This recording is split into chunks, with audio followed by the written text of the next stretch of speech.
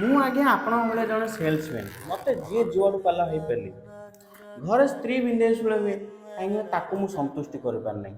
ଅଫିସରେ ବସ୍ କଲି, କାହିଁକିନା ଯଦି ଟାର୍ଗେଟ୍ କମ୍ପ୍ଲିଟ୍ ନ ହେଲା ସେ ଶଳା କହୁଛି ମୋର ହଗାମୁତ ଜାଗାରେ ତାଲା ପକେଇଦବ। ସେ କଥା ଠିକ୍ ଯେ, ଯଦି ହଗାମୁତ ଜାଗାରେ ଯଦି ତାଲା ପକେଇଲା ଅଫିସଟା ଗନ୍ଧିବ ନା।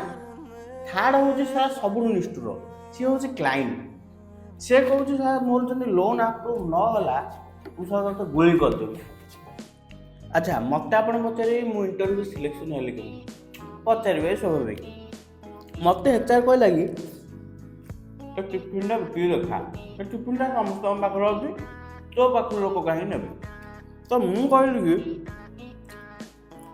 ମୋର ଯେ ଇନଷ୍ଟାଗ୍ରାମରେ 100K ଫଲୋଅର୍ସ ଆଉ ପ୍ରତି ଭିଡ଼ିଓରେ 1 ମିଲିୟନ୍ 2 ମିଲିୟନ୍ ଭ୍ୟୁ ଯାଏ। ସେ କହିଲା ୟୁ ଆର୍ ସିଲେକ୍ଟେଡ୍। ତ ସେମାନଙ୍କ ପ୍ରଡ଼କ୍ଟ ବିକିବା ଚକ୍କରରେ ମୋର ଭିଡ଼ିଓରେ ଏବେ 9 କୋଟି ଭିଡ଼ିଓ ପଡ଼ିଗଲାଣି। ପ୍ରତି ଭିଡ଼ିଓରେ 1000 2000 ଭ୍ୟୁ ଯାଉ ହିଁ